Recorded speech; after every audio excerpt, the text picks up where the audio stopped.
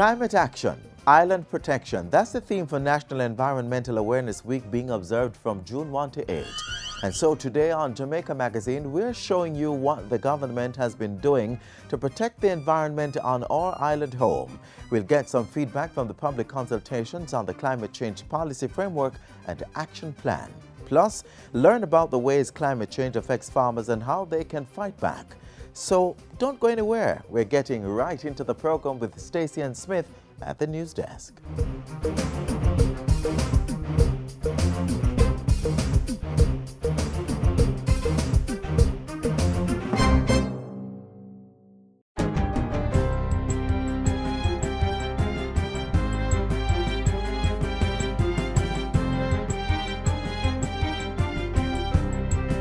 Good day, I'm Stacey Ann Smith and this is your GIS News for Tuesday, June 3.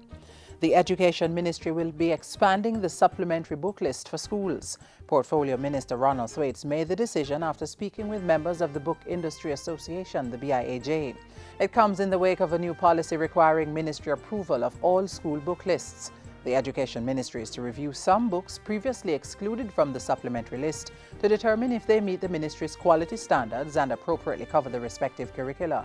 Those books deemed suitable will be added to the supplementary list, giving schools more material from which to choose. Government is making progress on plans to improve the operations and profitability of Caymanas Track Limited, CTL. This follows the appointment of a new board of directors under the leadership of Christopher Brown and a new chief executive officer, Cedric Stewart. CTL has significantly reduced its debt to stakeholders and other partners. It has lessened its operational costs, improved the image of horse racing, and they are creating a diversified revenue stream with other partners. Minister Daly was speaking at the inaugural gaming summit hosted by the Betting, Gaming and Lotteries Commission, the BGLC, last Thursday. He said CTL and bookmakers had an improved working relationship and new policies would come on stream to generate more revenue and reduce debt. Such as slot machines that they plan to come on stream, telephone betting and account wagering, along with regulating the bookmakers to have them now enter into the CTL tote system. An enterprise team led by Keith Duncan has been established to oversee the divestment of CTL. Jamaica is looking to strengthen diplomatic relations with the State of Israel. Foreign Affairs Minister Senator A.J. Nicholson says both countries stand to benefit from increased partnership with vast opportunities to better the lives of their people. We look forward to building on the discussions held with the ambassador earlier in February. In the areas of security, industry and investment, health and agriculture, water management and education, and diaspora relations, and to learn more from each other in these key areas. The Foreign Affairs Minister was speaking recently at the State of Israel Independence celebration in Kingston. Jamaica and Israel established diplomatic relations on August 29, 1962, and have since been cooperating in a number of areas. Health Minister Dr. Fenton Ferguson is insisting that he's legally and morally bound to continue executing legislation to reduce tobacco consumption. The Health Minister made the comments while addressing this weekend's church service to mark World No Tobacco Day. He said efforts to reduce tobacco consumption would go a far way in helping to decrease premature deaths linked to chronic non-communicable diseases by 25% by the year 2025. To achieve this, government is pursuing taxation policy to discourage demand, prohibit tobacco advertising targeting children, and improve services to help smokers quit. In tandem with these measures, the government will continue to seek to strengthen measures to reduce accessibility of tobacco to children and the illicit trade in tobacco products. Meanwhile, State Minister in the Office of the Prime Minister, Luther Buchanan, says government is on track to creating an inclusive, transformative and patient-centered healthcare system. We intend to achieve this through collaborative engagement of all stakeholders, including our local and overseas partners. Mr. Buchanan was speaking at the start of a 4-day health fair in Hanover recently. And finally, the Electoral Office of Jamaica has published the first of 2 annual voters lists for this year, with nearly 27,000 more registered electors. The EOJ says 4,771 persons have been removed from the list, while 31,603 Jamaicans have been added, bringing the total number to approximately 1.73 million registered voters. The current voters list also reveals that both the St. Andrew Northeastern and Trelawney Southern constituencies are in breach of the lower limit of electors set by the Constitution. Director of Elections, Art Fisher, says the breach can be corrected in a period of general boundaries review, which came into effect on April 1 of this year. Copies of the voters list will be placed at post offices across the country and at EOJ constituency offices. The next voters list will be published on November 30, and persons who want to add their names to that list should register by the end of September. And that's it for JIS News Today. I'm Stacey Ann Smith. Thank you for watching.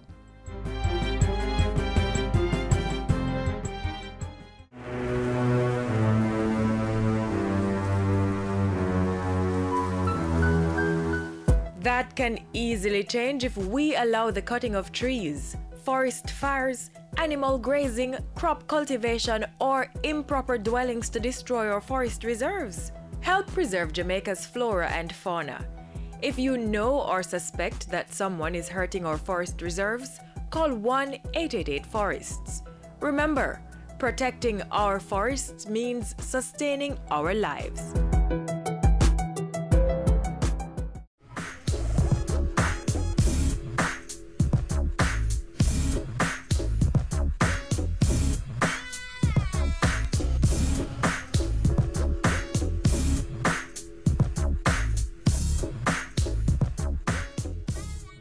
Government is serious about protecting the environment, so much so that the administration has made it a strategic priority for this financial year. Specific steps have been taken, such as the creation of a climate change park in Portmore. At the same time, government has been seeking feedback on policy plans. Take a look now at a recent consultation held with members of the public. Extreme heat, extreme cold.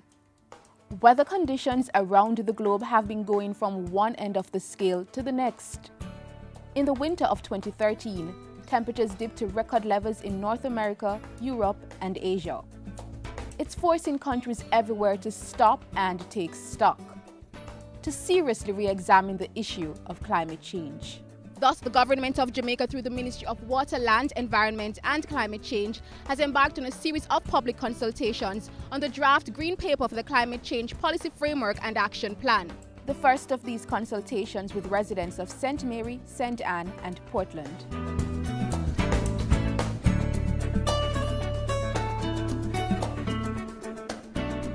The ministry has stepped up its public education on climate change. The first step, discussions with members of the public to get feedback on the Climate Change Policy Framework and Action Plan, which was approved by Parliament in November 2013. The discussion began with a simple definition of climate change. Climate change involves distinct changes in measures of climate, lasting for long periods of time, resulting from human activity. So it's not just variation that would be normal, but these are long-term changes, almost permanent changes in the weather over time. We need to get the message out. And although it is currently very popular, the whole education about climate change is somewhat behind, because it's with us and it's all around us. Longer droughts, heavier rains, more severe droughts, varying extremes. And these extremes can cost the country millions. Severe droughts, heavier rains, and intense storms spell disaster. Like Hurricane Ivan in 2004, which cost Jamaica $36.9 billion and wiped out 8% of the country's gross domestic product that year. So government crafted a climate change policy framework and action plan to ensure people understand the importance of climate change mitigation and include mitigation in every aspect of planning across all sectors of society. The policy also supports institutions that will do climate change research and inform the rest of the country. These policy goals were explained to about 120 residents who turned up at the St. Mary Parish Church to hear more about the policy and give their opinions. Local climate change experts made the link between climate change phenomena and the day-to-day experiences of most Jamaicans. The fact is that temperature is rising, and according to the scientists, at a rate of 0.1 degree every decade. So every 10 years, the temperature goes up by 1/10 of a degree. Anybody experiencing temperature increases? Have you noticed that the nights are getting warmer? We're having more warm nights, more warm days, and fewer nights that are very cold. Have you been experiencing that? That's a part of the reality of climate change. In fact, in less than 10 years, global experts say Kingston will experience significant changes due to climate change. With the aid of charts, the ministry's principal director for the Climate Change Division showed residents the levels of temperature change to expect. Different places will be affected differently. For example, in the western section of the island, the section number 2, 3, 8, and 9, those sections, Westmoreland, Hanover, St. James, they will significantly be affected. But while some damage has already been done, residents were told how government was working to slow or cushion the effects of climate change. Our mitigation measures, and these are measures that we take to reduce greenhouse gas emissions, and also measures that we take to remove greenhouse gases from the atmosphere. And on the other hand, adaptation measures are used to address the generally accepted inevitable impacts of climate change on the natural and built environment. Practical examples include rainwater harvesting to deal with the effects of drought, raising houses and other buildings to deal with the damaging effects of flooding, and more. These are measures now being used in the development orders for St. Anne and Portland, where local authorities will identify sites for new urban settlements that will lessen their vulnerability to natural hazards, outlawing practices such as building in disaster-prone zones. In the meantime, residents were advised of some basic environmental no-nos. We have a tendency in this country to burn everything we see inside. All the garbage you collect, you burn. The trees you cut down, you burn. This burning releases carbon dioxide into the atmosphere, and that affects the climate, that affects the environment. And truly, it was an interactive session with residents voicing concern about environmental issues. We need to be a part of the process. So I'm recommending that you look at not just this mass meeting, but at the parish level, at the community level, where the document can be looked at that level. So we get it beforehand, so we could have gone through it, made some notes, made some comments. Policy framework has been circulated for some time now. It is in parish libraries across Jamaica. It is available electronically on the website of our ministry. The document is with parish councils, the National Association of Parish Development Committees, and through the Best Communities Competition, that network, we're getting it out. So we will do our best effort. I would like to say that I think that the initiative taken by the government is a very good one, because climate change is real and its effects are real, and it affects all of us, whether directly or indirectly. I think that the media outlets should play a more prominent role in helping to disseminate information to the public. And I think that they should try to convey the message like in layman's terms more, because a lot of people may not understand the big words and the terms that you may use. So I feel that you should do that more. A point duly noted and welcomed by Minister of Water, Land, Environment and Climate Change Robert Pickersgill, who promised to simplify the issues.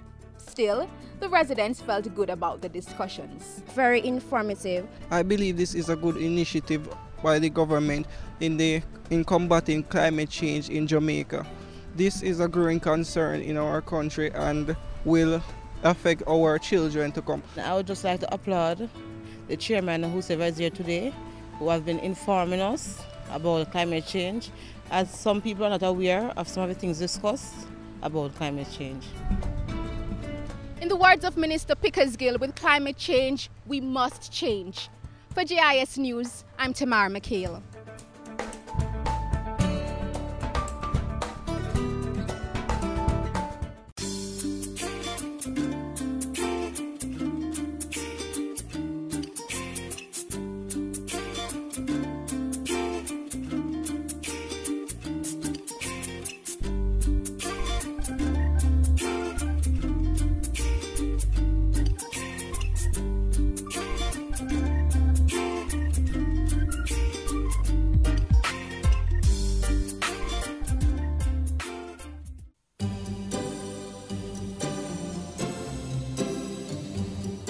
It keeps our bodies working, our food nutritious, our living and working spaces clean, and our lives comfortable. Water, the most precious resource necessary for the sustenance of life on our planet. Don't waste it. Let's conserve on this critical commodity. In the house, invest in storage containers and buckets. Take quick showers instead of long baths, and invest in water-efficient shower heads, toilets, and faucets. You may also want to consider one-pot meals and cooking methods that don't require much water.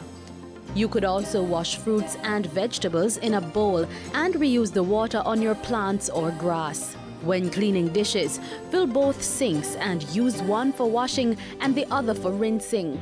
The leftover water can be used to wash off the concrete or asphalt in your yard.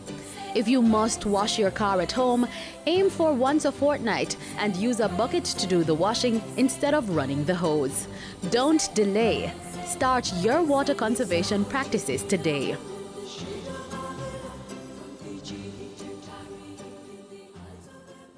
Still on the environment, let's look now at how one government entity is helping to empower farmers to handle the effects of climate change on their livelihood.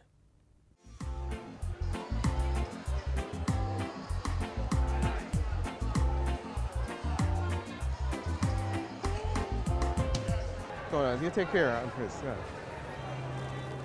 Hey, how you do?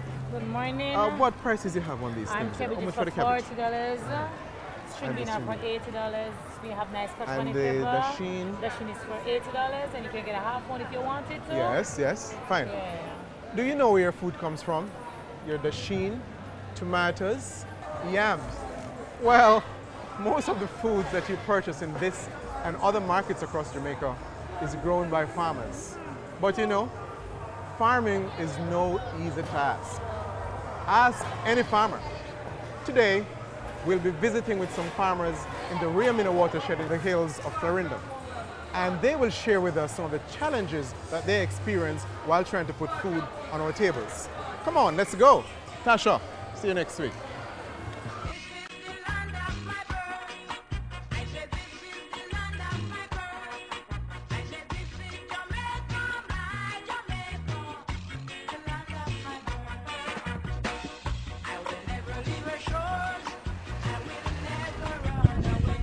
The Rio Mino watershed in Clarendon, Jamaica is home to Jamaica's longest river, the Rio Mino, which is approximately 93 kilometers.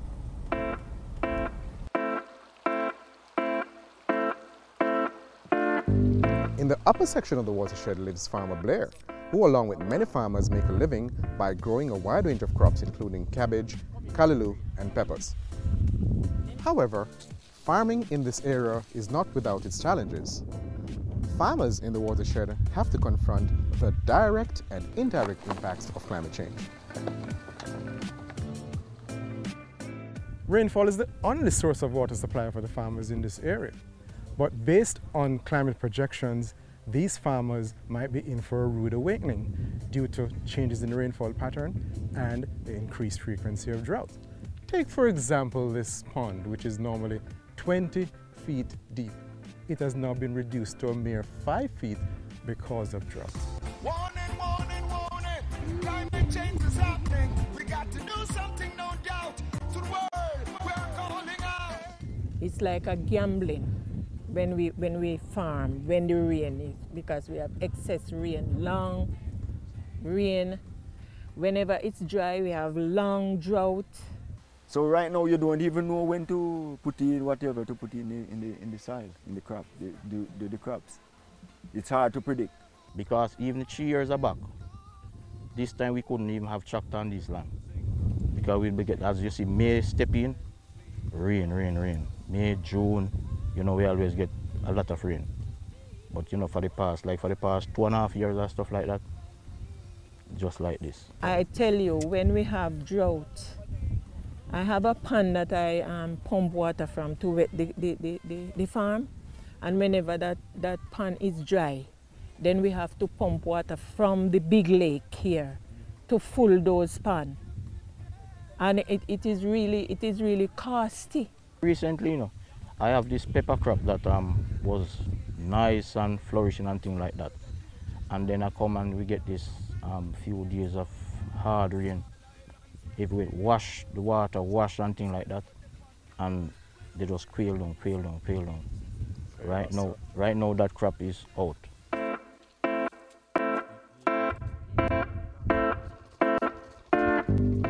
The experiences of farmers in the Rimina watershed are common to that of most farmers in Jamaica. This is because, like many other small islands in the Caribbean, Jamaica is highly vulnerable to climate risks. It touches and concerns every ministry. And in fact, one of the things we are going to do is to advocate that there is a budget line in each ministry that is making provisions for climate change. Over the last 12 years, the country has been impacted by 11 storm-related systems, which have caused severe damage and losses to the economy. The effects of climate change on communities like these in the Rimina watershed have to be understood and addressed in order to build the resilience of Jamaica. This is exactly what the pilot program for climate resilience seeks to do. Jamaica is one of 6 pilot countries in the Caribbean benefiting from the pilot program for climate resilience. The others are St. Lucia, Dominica, Haiti, Grenada, and St. Vincent and the Grenadines. There are 3 objectives to the pilot program for climate resilience. There are 1, improving the quality of climate information for decision making at the national and local levels. 2, mainstreaming climate change adaptation in development planning. And 3, improving access to climate financing for micro, small and medium enterprises and for non-governmental organizations at the community level. This type of programmatic approach or integrated approach presents an avenue for financial institutions like the Inter-American Development Bank in collaboration with other partners to help countries address the impacts of climate change. We're really excited about what the pilot program for climate resilience has done for Jamaica's climate change adaptation program. One of the things that we really want to highlight is the fact that the network for meteorological services has been greatly enhanced. We have been able to install 20 automatic weather stations to improve the collection and management of climate data, to downscale regional climate models for Jamaica. And we can tell you what Jamaica's climate is likely to be up to 2080. It's a critical element of our work on climate change within the region. And we want to be able to replicate, to scale up across the country, even across sectors. Bless up, bless up, bless up. Farmers in the Rimina watershed and the other areas of Jamaica can now breathe a sigh of relief because they will not be left on their own to deal with the impacts of climate change. Now they can collaborate with the IDB and the government of Jamaica. Through programs like the Pilot Program for Climate Resilience, Jamaica is fast becoming the place of choice to live, work, raise families, and do business.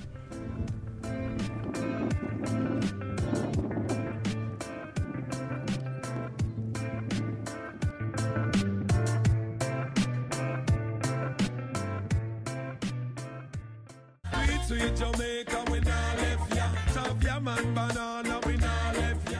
Finger-licking jerk chicken, Helcher fish and bami, will run down yam and banana, roast breadfruit, sweet potato pudding.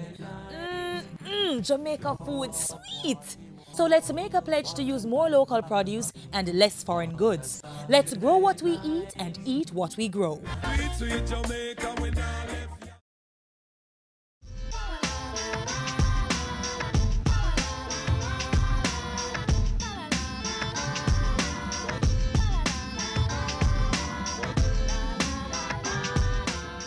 So as our farmers learn more about climate change and its effects, we decided to test the level of awareness among the rest of the population.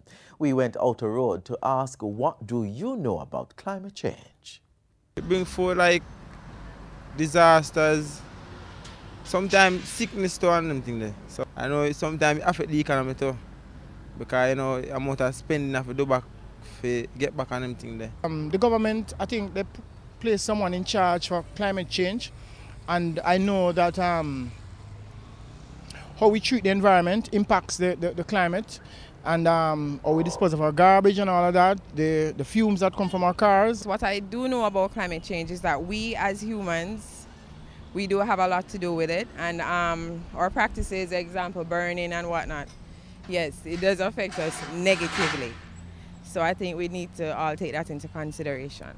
Well, I know that climate change is actually affecting a lot of, you know, the things has to do with the environment and the elements of the environment.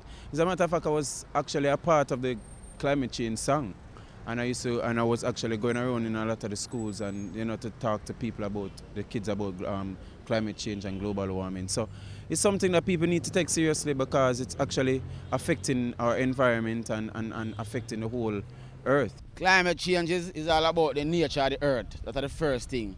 So you see this year you can get more sun and less rain.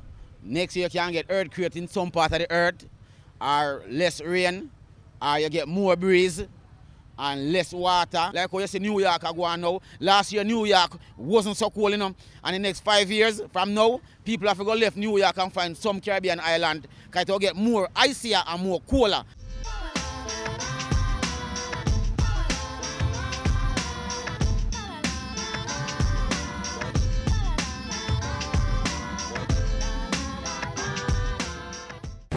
Hurricanes can strike at any time. In the event of one, be prepared to act quickly.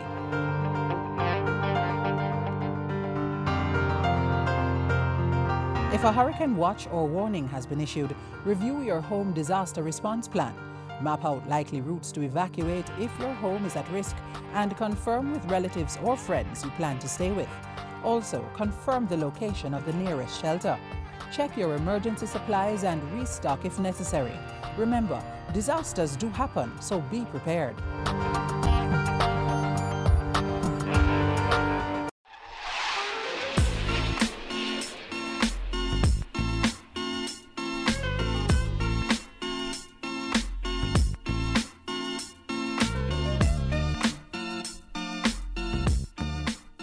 Each and every one of us can make changes in the way we live our lives and become part of the solution to climate change. Former U.S. Vice President Al Gore in his book, An Inconvenient Truth. And with that bit of truth, we close the pages of Jamaica Magazine. Be sure to send us your feedback by emailing jamaicamagazine@jis.gov.jm. Stay up to date by clicking jis.gov.jm and visiting our various social media platforms on Facebook and Twitter. Let's all make a pledge to be more environmentally conscious this week and as we move forward. On behalf of the entire production team here at the JIS, I'm Adrian Atkinson. Walk good.